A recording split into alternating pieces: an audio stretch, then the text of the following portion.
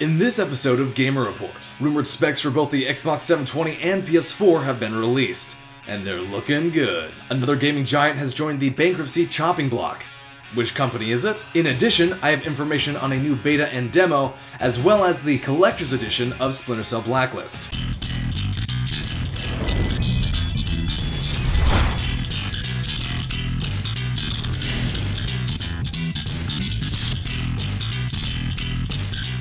Good day, Paleodubians, and welcome back to another episode of Gamer Report, your weekly lowdown of next-gen consoles. Yep, this is the Toaster 1085. Get it? Xbox 720, PS4, you get 1080. No? Oh, okay. Anyway, Toaster will be able to play your favorite English muffins, bagels, and other bread products. And when I say play, I mean, toast. Alright guys, so I've decided that for this Gamer Report, I'm going to keep it clear of any video game hating politicians or politics.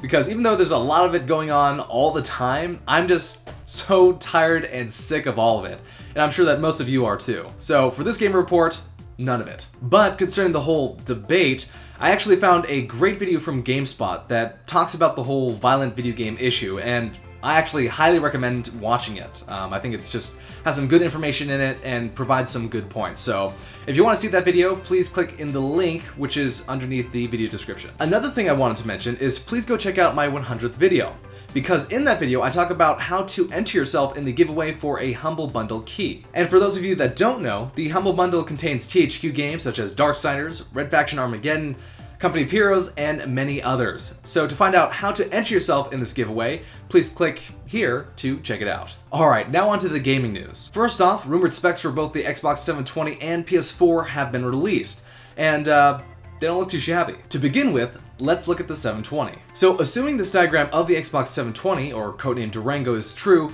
there's some great stuff here, such as the Gigabit Ethernet, 8 GB of RAM, an 8-core CPU at 1.6 GHz, and more. Hey, that's some good hardware right there. You know what? I can guarantee that the hardware of the PS4 ain't gonna even come close to what I got. Whoa there, Durango. You should probably look at the PS4 stats before, you start making statements like that. Alright. I'm just telling you right now, though, that's what's gonna happen. Alright, so here are the specs for the PS4 development kits. Now, remember, I said dev kits, which means it's not the final version of the PS4. But nonetheless, these specs should give us a better idea of just what the PS4 will have. So what we see here in the PS4, codenamed Orbis, is 8 GB of RAM, 2.2 GB of video memory, an 8-core CPU, and 4 USB 3.0 ports to start. See what I tell you, the PS4 don't got no Gigabit Ethernet. Durango, I'm sick of you always talking behind my back, you little weasel. Alright, here's a question for you. How much video memory do you have? Well, I don't know, but that doesn't change the fact that you don't have Gigabit Ethernet. The version you're looking at is only a dev kit, you hillbilly. Okay guys, that's enough.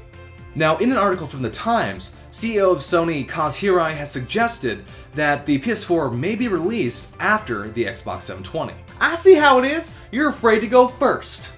What a little girl, right? This is a strategic move, you idiot, and you'll see. You'll regret going first. Hirai said, quote, "Why go first when your competitors can look at your specifications and come up with something better?" Now that sounds like logic to me. Half brain. Wussy. Moving on, let's talk about a very well-known gaming company, Atari. Yes, Atari has declared bankruptcy. Twice. One by the US branch and the other by its French parent. Maybe if they had a console with a Gigabit Ethernet port, they'd be doing better. I swear I am this close from ripping your CPU from your motherboard. In fact, things have gotten so bad that products based off of the Atari logo have constituted 70% of the company's revenue, which is not a good thing. Now, I'll be honest, I know that Atari paved the way for the video game industry, but I never really played anything Atari, so because of that, I really don't feel like I have a connection with the brand. I didn't even get into gaming until the Super Nintendo. So I guess I have two questions. One is, what is your fondest memory of something Atari related? Assuming you have a memory like that. And secondly, how would you feel if Atari was to go under? Under? That's what you'll be, Durango. The underdog. Damn's fighting words, Orbis. And now for your quick news tidbits. To start off, let's talk about getting your gaming on. Naughty Dog's The Last of Us will be getting a demo, but how will you be able to access it? Well, owners of the upcoming game God of War Ascension will be able to access the demo. So if you're itching to play The Last of Us, I suggest buying God of War Ascension, which will be released on March 12th in North America. You know what will be your downfall, Durango? It's your crappy games, like Halo, the Terrible Fifth, and Gears of War doo-doo. Oh really, Crumpet Muncher? Well, I think that your crappy games, like God of Manure and Uncharted Drake's Giant Throw-Up, are gonna bring your players to me. In addition, EA has announced an open beta for Crysis 3's multiplayer on all platforms. The beta will start on January 29th and will run for 2 weeks. So if you're craving some nanosuit action, you're welcome. I bet that Crysis 4 is gonna look better on me than it does on you. No, it won't. Yes, it will. No, it won't. Yes, it will. Finally, if you are a collector's edition kind of person, then this might get you excited. Ubisoft has revealed the Splinter Cell Blacklist Collector's Edition.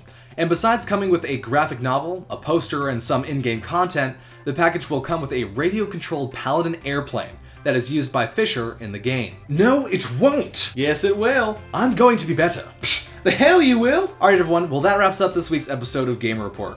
If you enjoyed this episode, or if you think that Durango and Orbis need to just chill out, then please hit that like button, comment, and subscribe for more content.